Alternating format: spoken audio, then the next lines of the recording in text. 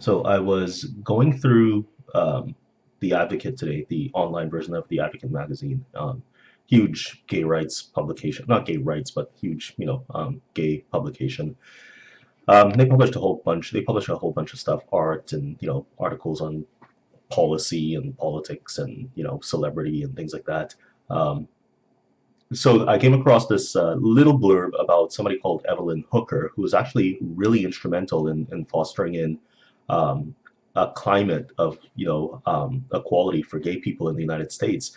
But it struck me that I read a little bit more about her on Wikipedia, and it struck me that does it matter that she was a woman that kind of ushered in this new era of understanding when it came to gay rights. I mean, she did pretty scientific things. She did very methodical research, et cetera, to prove that homosexuality was not a mental illness. And her being a woman scientist in the 1950s, I imagine, was kind of a tough thing to do. Although she was apparently very charismatic, and that charm caused her to get a lot of research money. Um, so yeah, it's just one of those things. Like I mean, it was a very scientific process, but she was a woman scientist in the 1950s. Um, Interestingly enough, it was at the height of McCarthyism as well. So you think about these things and you wonder, I mean, does it matter the identity of anybody that says they're doing the things that they do? I mean, does it matter that Justin Trudeau is a feminist? Does that really matter? I mean, I tend to have the opinion based on, I haven't done any like major research on feminism, but I tend to have the idea that feminism is a bit of a redundant term. It tends to kind of like state things that should be, for lack of a better word, scientifically true or scientifically enabled or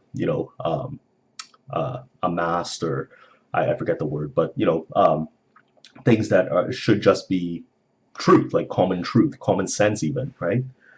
So you really do wonder why these things matter. I mean, universal suffrage in Ontario, for instance, under William Hearst, was made a thing in 1917.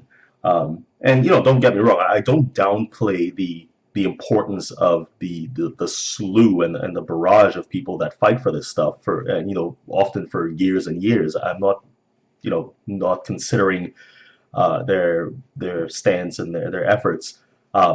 But I'm just saying that it doesn't matter the identity of the people that, especially people in positions of power that enable certain policy, especially when it comes to things like equality and things like that. Do you really have to be a feminist? I mean, Justin Trudeau makes that a point, right? Like, I mean, it's a point that he makes and has made time and time again. But yeah, I don't see the real usefulness of employing that terminology. It just seems a little bit, like I said, a little bit redundant. Anyway, a friend bought me Free Will today, so I'm looking forward to reading it. I'm even wearing my red jacket to celebrate, I guess. But I will be reading that tomorrow. Um, and hopefully it pulls me in more into the compatibilist idea of free will because it's something I've been meaning to explore. I kind of know the basic arguments against it, but I feel like there's more there that obviously I'm missing. But I would have to say my mind is made up. I do believe that we do not have free will and everything is determined through deterministic causes.